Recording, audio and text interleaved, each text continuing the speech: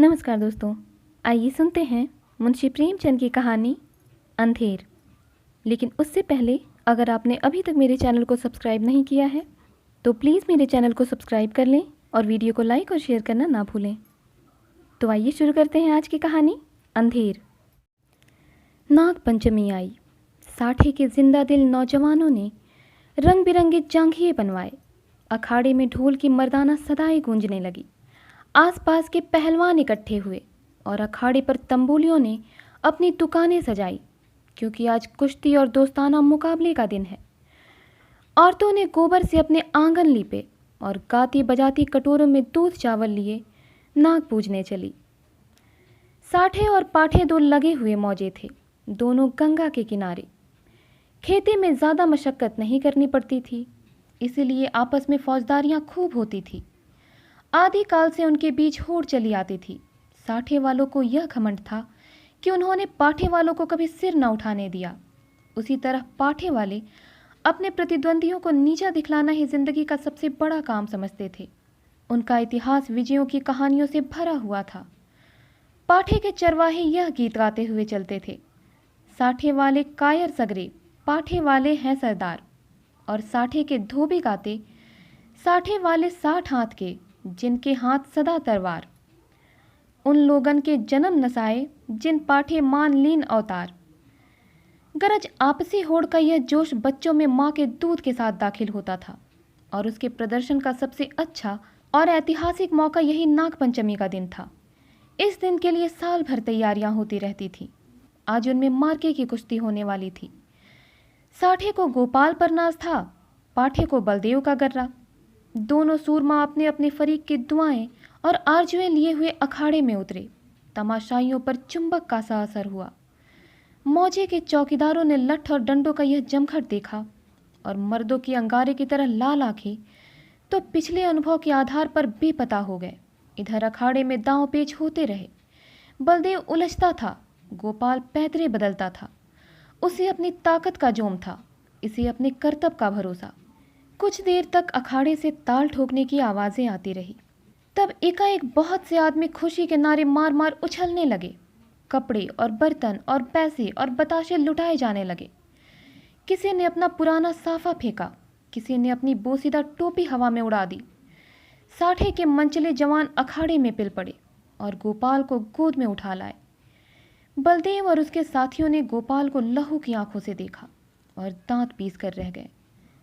10 बजे रात का वक्त और सावन का महीना। आसमान पर काली घटाएं छाई थी। अंधेरे का यह हाल था कि जैसे रोशनी का अस्तित्व ही नहीं रहा। कभी कभी बिजली चमकती थी, मगर अंधेरे को और ज़्यादा अंधेरा करने के लिए मेढकों की आवाज़ें जिंदगी का पता देती थीं, वरना और चारों तरफ मौत थी। खामोश, डरावने और गंभीर साठे के झोपड़ी और मकान इस अंधेरे में बहुत गौर से देखने पर काली काली भीड़ों की तरह नजर आते थे। न बच्चे रोते थे, न औरतें गाती थीं। पवित्र आत्मा बुढ़े राम नाम ना जपते थे। मगर आबादी से बहुत दूर कई पुरशोर नालों और ढाक के जंगलों से गुजरकर ज्वार और बाजरे के खेत थे, और उनकी मेढ़ों पर साठे के किसान जगह जगह मड़ैया डाले खेतों की रखवाली कर रहे थे। तले जमीन, ऊपर अंधेरा, मीलों तक सन्नाटा छाया हुआ। कहीं जंगली सुअरों के गोल, कहीं नीलगायों के रेवड़। चिलम के सिवा कोई साथी नहीं, आग के सिवा कोई मददगार नहीं। जरा खटका हुआ और चौंक पड़े। अंधेरा भय का दूसरा नाम है। जब मिट्टी का एक ढेर, एक ठूठा पेड़ और घास का ढेर भी जानदार चीजें बन जाती हैं, अंधेरा उनमें जान डाल देता है। लेकिन यह मजबूत हाथों वाले, मजबूत जिगर वाले, मजबूत इरादे वाले किसान हैं कि यह सब सख्तियां झेलते हैं ताकि अपने ज़्यादा भाग्यशाली भाइयों के लिए भोग विलास के सामान तैयार करें। इन्हीं रखवालों में आज का हीरो साठे का गौरव गोपाल भी है, जो अपनी मड़ैया में बैठा हुआ है और नींद को भगाने के लिए धीमे सुरों में यह गीत गा रहा है। मैं तो से नैना लगाए पछताई रे। अचानक उसे किसी के पांव की आहट मालूम हुई। जैसे हिरन कुत्तों की आवाज़ को कान लगाकर सुनता है, उसी तरह गोपाल ने भी कान लगाकर सुना। नींद की अंघाई दूर हो गई। लठ कंधे पर रखा और मड़ैया से बाहर निकल आया। चारों तरफ कालिमा छाई हुई थी और हल्की हल्की बूंदें पड़ रही थी। वह बाहर निकला ही था कि उसके सर पर लाठी का भरपूर हाथ पड़ा। वह त्योरा कर गिरा और रात भर वहीं बेसुध पड़ा रहा। मालूम नहीं उस पर कितनी चोटें पड़ी। हमला करने वालों ने तो अपनी समझ में उसका काम तमाम कर डाला, लेकिन जिंदगी बाकी थी। यह पाठे के गैरतमंद लोग थे जिन्होंने अंधेरे की आड़ में अपनी हार का बदला लिया था। गोपाल जाति का अहिर था, न पढ़ा न लिखा, बिल्कुल लक्खड़। दिमाग रोशन ही नहीं हुआ तो शरीर का दीपक क्यों घुलता। पूरे 6 फुट का कद, गठा हुआ बदन, ललकान कर गाता तो सुनने वाले मील भर पर बैठे हुए उसकी तानों का मजा लेते। गाने बजाने का आशिक, होली के दिनों में महीने भर तक गाता। सावन में मल्हार और भजन तो रोज का शगल था। निडर ऐसा कि भूत और पिशाच के अस्तित्व पर उसे विद्वानों जैसे संदेह थे। लेकिन जिस तरह शेर और चीते भी लाल लपटों से डरते हैं, उसी तरह लाल पगड़ी से उसकी रूह असाधारण बात थी। लेकिन उसका कुछ बस न था। सिपाही की वह डरावनी तस्वीर जो बचपन में उसके दिल पर खींची गई थी, पत्थर की लकीर बन गई थी। शरारती गई, बचपना गया, मिठाई की भूख गई, लेकिन सिपाही की तस्वीर अभी तक कायम थी। आज उसके दरवाजे पर लाल पगड़ी वालों की एक फौज जमा थी। लेकिन गोपाल जख्मों से चूर, दर्द से बेचैन होने पर भी अपने मकान के अंधेरे कोने में छिपा हुआ बैठा था। नंबरदार और मुखिया, पटवारी और चौकीदार रौब खाए हुए ढंग से खड़े दरोगा की खुशामद कर रहे थे। कहीं अहिर की फरियाद सुनाई देती, कहीं मोदी रोना धोना, कहीं तेली की चीख पुकार, कहीं कमाई की आंखों से लहू जारी। कलवार खड़ा अपनी किस्मत को रो रहा था। फुहश और गंदी बातों की गर्म बाजारी थी। दरोगा जी निहायत कारगुजार अफसर थे। गालियों में बात करते थे। सुबह को चारपाई से उठते ही गालियों का वजीफा पढ़ते थे। मेहतर ने आकर फरियाद की, हुजूर अंडे नहीं हैं। दारोगा जी हंटर लेकर दौड़े और उस गरीब का भुरकुस निकाल दिया। सारे गांव में हलचल पड़ी हुई थी। कांस्टेबल और चौकीदार रास्तों पर यूं अकड़ते चलते थे जैसे अपने ससुराल में आए हैं। जब गांव के सारे आदमी आ गए तो वारदात हुई और इस कमबख्त गोपाल ने रपट तक न की।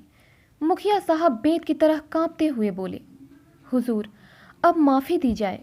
दारोगा जी ने गजबनाक निगाहों से उसकी तरफ देखकर कहा, यह इसकी शरारत है।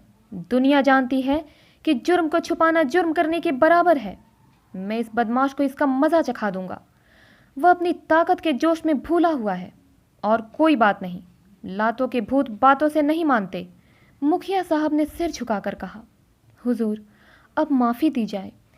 दारोगा जी की त्योरियां चढ़ गई और झुंझला कर बोले, अरे हुजूर के बच्चे, कुछ सठिया तो नहीं गया है? अगर इसी तरह माफ़ी देनी होती तो मुझे क्या कुत्ते ने काटा था कि यहाँ तक दौड़ा आता? ना कोई मामला ना मामले की बात, बस माफ़ी की रट लगा रखी है। मुझे ज़्यादा फुर्सत नहीं है। नमाज पढ़ता हूँ, तब तक तुम अपना सलाह मशवरा कर लो और मुझे हंसी खुशी रुखसत करो, वरना गौस खां को जानते हो, उसका मारा पानी भी नहीं मांगता। दारोगा तकवे व तहारत के बड़े पाबंद थे। 5 वक्त की नमाज पढ़ते और 30 रोज़े रखते। ईदों में धूमधाम से कुर्बानियाँ होती। इससे अच्छा आचरण किसी आदमी में और क्या हो सकता है। मुखिया साहब दबे पांव गुपचुप ढंग से गौरा के पास गए और बोले, यह दारोगा बड़ा काफिर है। 50 से नीचे तो बात ही नहीं करता। अव्वल दर्जे का थानेदार है। मैंने बहुत कहा, हुजूर गरीब आदमी है, घर में कुछ सुविधा नहीं, मगर वह एक नहीं सुनता। गौरा ने घूंघट में मुंह छिपाकर कहा, दादा उनकी जान बच जाए, कोई तरह की आंच ना आने पाए। रुपए पैसे की कौन बात है, इसी दिन के लिए तो कमाया जाता है। गोपाल खाट पर पड़ा सब बातें सुन रहा था। अब उससे ना रहा गया। लकड़ी गांठ ही पर टूटती है। जो गुनाह किया नहीं गया वह दबता है, मगर कुचला नहीं जा सकता। वह जोश से उठ बैठा और बोला, 50 रुपए की कौन कहे, मैं 50 कौड़ियाँ भी न दूंगा। कोई गदर है? मैंने कसूर क्या किया है? मुखिया का चेहरा फक हो गया। बड़प्पन के स्वर में बोले, धीरे बोलो, कहीं सुन ले तो गजब हो जाए। लेकिन गोपाल बिफरा हुआ था। अकड़ कर बोला, मैं 1 कौड़ी भी न दूंगा। देखे कौन मेरी फांसी लगा देता है। गौरा ने बहलाने के स्वर में कहा, अच्छा, जब मैं तुमसे रुपए मांगूं तो मत देना। यह कहकर गौरा ने, जो इस वक्त लौड़ी के बजाय रानी बनी हुई थी, छप्पर के कोने में से रुपयों की एक पोटली निकाली और मुखिया के हाथ में रख दी। गोपाल दांत पीस कर उठा, लेकिन मुखिया साहब फौरन से पहले सरक गए। दरोगा जी ने गोपाल की बातें सुन ली थी और दुआ कर रहे थे कि ऐ खुदा, इस मरदूद के दिल को पलट। इतने में मुखिया ने बाहर आकर 25 रुपए की पोटली दिखाई। 25 रुपए रास्ते ही में गायब हो गए थे। दारोगा जी ने खुदा का शुक्र किया, दुआ सुनी गई। रुपया जेब में रखा और रसद पहुंचाने वालों की भीड़ को रोते और बिलखते छोड़कर हवा हो गए। मोदी का गला घुट गया, कसाई के गले पर छुरी फिर गई, तेली पिस गया। मुखिया साहब ने गोपाल की गर्दन पर एहसान रखा, जैसे रसद के दाम गिरह से दिए। गांव में सुरखरू हो गया, प्रतिष्ठा बढ़ गई। इधर गोपाल ने गौरा की खूब खबर ली। गांव में रात भर यही चर्चा रही। गोपाल बहुत बचा और इसका सेहरा मुखिया के सिर था। बड़ी विपत्ति आई थी, वह टल गई। पितरों ने, दीवान हरदौल ने, नीम तले वाली देवी ने, तालाब के किनारे वाली सती ने गोपाल की रक्षा की। यह उन्हीं का प्रताप था। देवी की पूजा होनी जरूरी थी। सत्यनारायण की कथा भी लाजमी हो गई। फिर सुबह हुई, लेकिन गोपाल के दरवाजे पर आज लाल पगड़ियों के बजाय लाल साड़ियों का जमघट था। गौरा आज देवी की पूजा करने जाती थी और गांव की औरतें उसका साथ देने आई थीं। उसका घर सोंधी सोंधी मिट्टी की खुशबू से महक रहा था, जो खस और गुलाब से कम मोहक ना थी। औरतें सुहाने गीत गा रही थीं। बच्चे खुश हो होकर दौड़ते थे।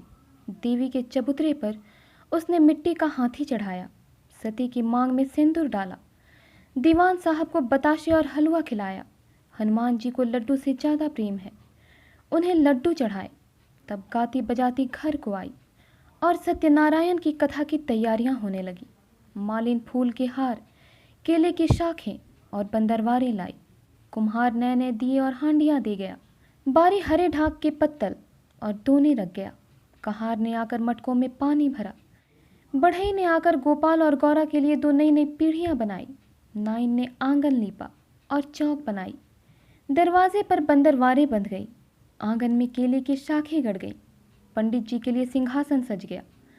आपस के कामों की व्यवस्था खुद ब खुद अपने निश्चित दायरे पर चलने लगी। यही व्यवस्था संस्कृति है, जिसने देहात की जिंदगी को आडंबर की ओर से उदासीन बना रखा है।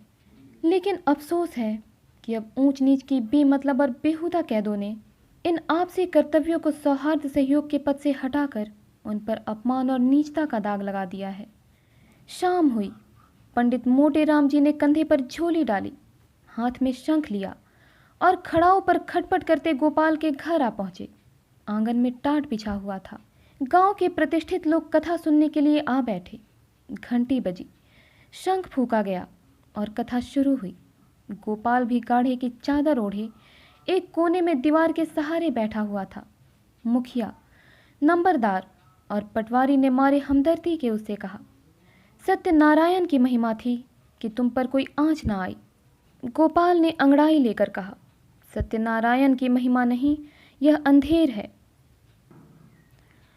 तो दोस्तों, उम्मीद करती हूँ कहानी आपको पसंद आई होगी। इसी प्रकार की और कहानियों के लिए हमारे साथ जुड़े रहें। मिलती हूँ अगली कहानी के साथ, तब तक के लिए धन्यवाद।